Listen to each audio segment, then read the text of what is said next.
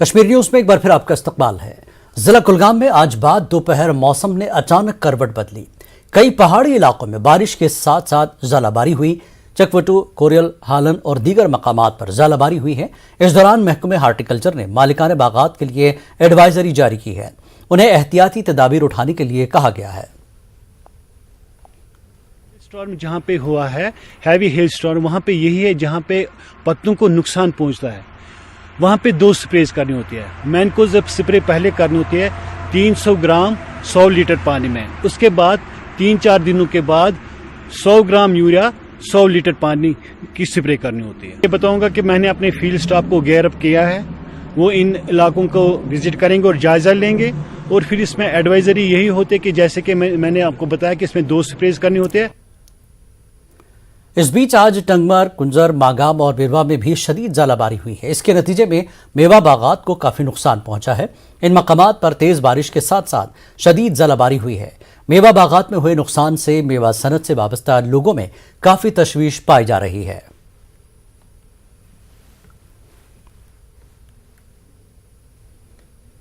जिला डोडा बटुत के मरमत बुलंदपुर फॉरेस्ट रेंज डिवीजन में भयानक आग लगी हुई है। 3 दिनों से आग ने जंगल के बहुत से हिस्से को तबाह कर दिया है। इसके बावजूद फॉरेस्ट डिपार्टमेंट ख्वाब गफलत में नजर आ रहा है।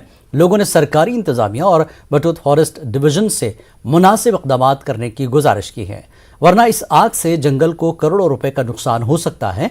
लोगों ने जंगल में आग लग जाने की वजूहात का पता लगाने की जिला इंतजामिया से अपील की है। आग बुझाने की कोई कोशिश नहीं कर रहा और जंगल का नुकसान हो रहा है और ये हम लोगों की पुल से हो गई और कोई फॉरेस्ट डिपार्टमेंट कोई इसको तवाज़ नहीं दे रहा है। तो कितना नुकसान हो रहा है जंगल में? इस जंगल में बहुत नुकसान हो रहा है सर। कब से ये जंगल जल रहा है? आज 3-4 दिन से होगा सर, लगातार रात दिन। डिपार्टमेंट तो यहाँ कोई मौजूद नहीं है, इससे नुकसान हर एक को होता है। करोड़ों के हिसाब खत्म हो, जंगल हो जाएगा।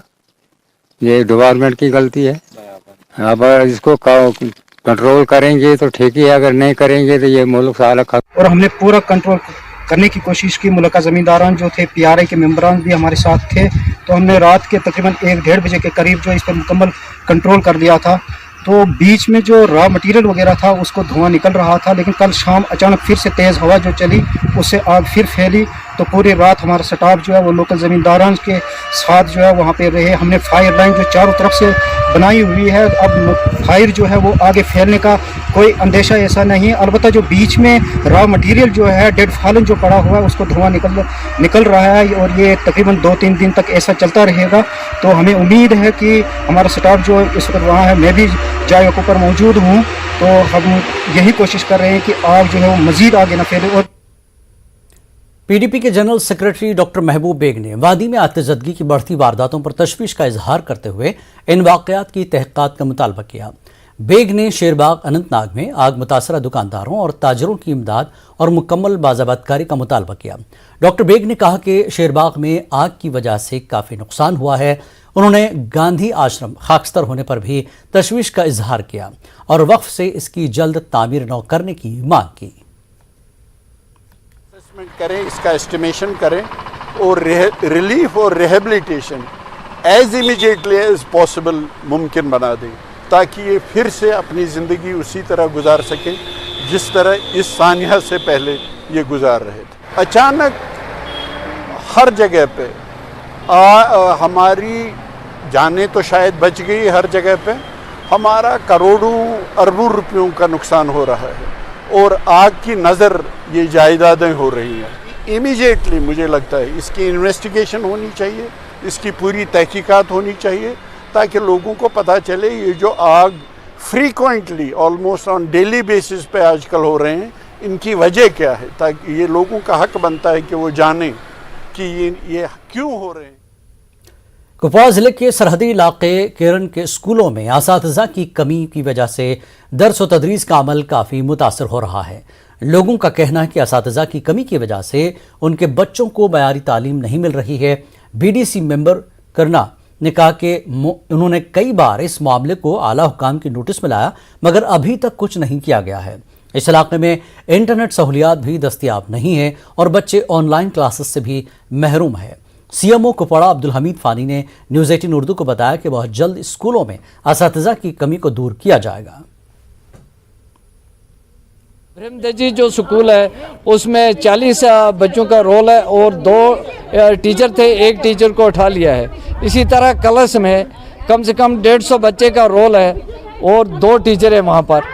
तो इसलिए मैं आपकी वसालत से और उम्मीद करता हूँ कि जो यकीन दहानी मुझे डीसी साहब ने और ZDO साहब करालपुरा ने दी है, तो उम्मीद करता हूँ कि 2-4 दिन में ये दिक्कत ख़त्म हो जाएगी। साहब हमने डी साहब से भी ये रिक्वेस्ट की और आपकी वसालत से भी मैं कहता हूँ कि ताकि हमारी जो मुश्किलात है इलाका केरन की और बॉर्डर तहसील है वहाँ का कोई ऑनलाइन सिस्टम नहीं है, कुछ भी नहीं है। कि पात्रू मिडिल स्कूल और कलश मिडिल स्कूल में स्टाफ जो है कम है, 2 टीचर और भेज दिए गए हैं। मेरी कोशिश है कि हर मिडिल स्कूल में मिनिमम 5 टीचर रहें। और प्राइमरी स्कूल किसी एक की बात करी थी, वहाँ सिंगल टीचर बताया गया था। रोल कम होने की वजह से 1 टीचर को रैशनलाइज किया था। मुझे उम्मीद है कि कल तक मैंने उन्हें आदेश दिए हैं कि दूसरा टीचर जो है रेयर में से भेजा जाए। करालपुरा जोन के रेयर एरिया से अगर कोई टीचर कम है तो वहाँ हम और टीचर भेजेंगे। स्टाफ की कोई कमी नहीं रहेगी। हुकूमत तालीमी निज़ाम में इस्लाहात करने का दावा करती आ रही है, लेकिन गवर्नमेंट हायर सेकेंडरी स्कूल गंदो के हालात बिल्कुल मुख्तलिफ तस्वीर पेश कर रहे हैं। यहाँ बुनियादी सहूलियात की तरफ कोई तवज्जो नहीं दी गई है। पेशे फिरदौस खांडे की खास रिपोर्ट। 1945 में ये स्कूल कायम किया गया था, लेकिन यहाँ कभी भी तलबा के लिए खातिर खा जगह फराहम नहीं की गई और ना कभी मुनासिब तादाद में स्टाफ फराहम किया गया। इस सब का खमियाजा 4 दर्जन देही इलाकों के बच्चे भुगतते आ रहे हैं। की मैन हाई सेकेंडरी है सर, इसकी हालत देखो। यहाँ पे हमें बैठने की तक जगह नहीं है, हमें लगता है हम जैसे जेल में, स्कूल में नहीं है। यहाँ पे ये हालत है। सोचो सर दूसरे स्कूल में क्या हालत होगी। इतनी कम जगह है कि मतलब क्लास में बच्चे एक दूसरे की गोद में बैठ रहे हैं सर, और हमारे पास ग्राउंड भी इतना छोटा है कि जहाँ पे मॉर्निंग असेंबली भी पूरी नहीं हो पा रही है। स्कूल में जगह की किल्लत हमेशा से ही एक मसला रहा है। इसकी वजह से तलबा और तालिबात खुले आसमान तले पढ़ाई पर मजबूर रहते हैं। अगर मौसम नासाज हो जाए तो उन्हें यहाँ मौजूद महज 3 कमरों में दब कर बैठना पड़ता है। घर वाले वो हमें पढ़ने भेज रहे हैं तो हमसे पढ़ाई अच्छे ढंग से नहीं हो रही है। हमें रूम कम है, हमें सर बाहर धूप में बिठाया जाता है अगर जगह नहीं होती है। पूरे पेरेंट्स पूरा इलाका जो है तो पूरा उतर जाएंगे पूरे मैदान पर। और मैंने तो ये कसम खाई है कि पूरा अगर काल हल नहीं होता है, मैं तो पर्सनली अपनी ओर से मैं तो भूख हड़ताल पर बैठ जाऊंगा, चाहे मुझे अपनी जान भी यहाँ देनी पड़े। मैं पीछे नहीं हटूंगा बिल्कुल कतई, क्योंकि ये बच्चे हमारे फ्यूचर है। ये इस इलाके का कदीम तरीन स्कूल है। इसके बावजूद ये कभी सरकारी इंतजामिया की तरजीह नहीं रहा है। गंदोह के इस स्कूल में आज भी तालिबात के लिए बाथरूम की सहूलत मौजूद नहीं है।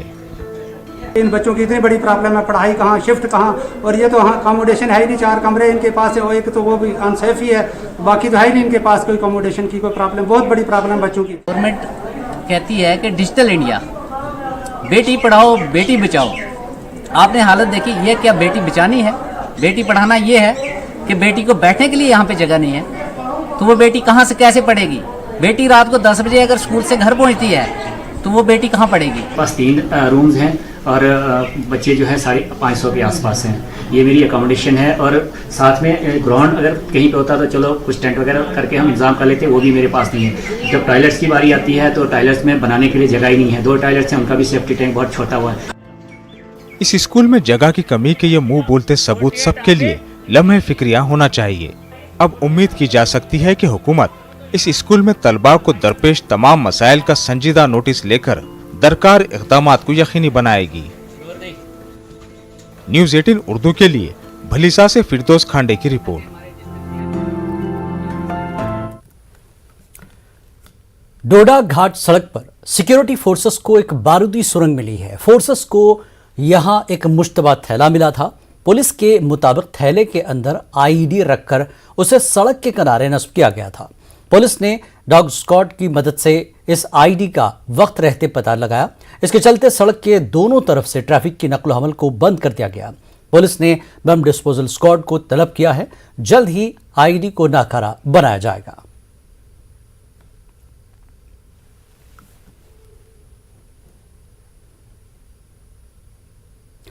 राजौरी ने आज अपने बहादुरों को याद किया। 1947 के शुरुआती दौर में पाकिस्तानी दरअंदाजों ने राजौरी पर कब्जा कर लिया था, जिसके बाद शहर को आज़ाद कराने के लिए 12 अप्रैल 1948 में कुमाऊं के फौजियों ने tanks of central India horse और माउंटेन बैटरीज के साथ मिलकर चंगस से पेशकदमी शुरू की थी। फौजियों ने बहादुरी दिखाकर राजौरी को आज़ाद करा लिया। राजौरी में खासतौर पर 37 सॉल्ट फील्ड के सेकंड लेफ्टिनेंट आर रानी की शुजाअत को याद किया जाता है। उन्होंने नौशहरा से राजौरी के बीच सड़क को साफ कर देने का कारनामा अंजाम दिया था। GOC S of spades division ने राजौरी के हीरोज को गुलहाए क़दर पेश किए। बच्चों ने रंगारंग सकाफती प्रोग्राम पेश किए। मार्शल आर्ट्स और आलात की नुमाइश का अहतमाम किया गया। इकोस्ट्रेन शो, पैरामोटर शो और एक अजीम शान मिलिट्री डॉग शो मुनक्किद किया गया।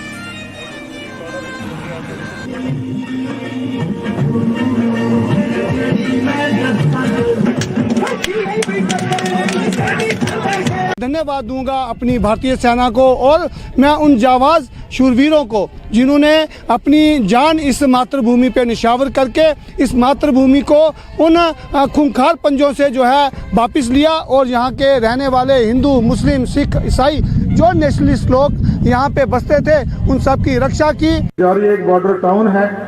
47 के अंदर भी इसके ऊपर हमला हुआ, 65 के अंदर भी इसके अंदर हमारे रेड्स आए और हर वार के अंदर राजौरी की पब्लिक ने इस मुश्किल का सामना करा। लेकिन किस तरीके से वो सामना किया उसके अंदर बहुत से लोगों की शहादत हुई।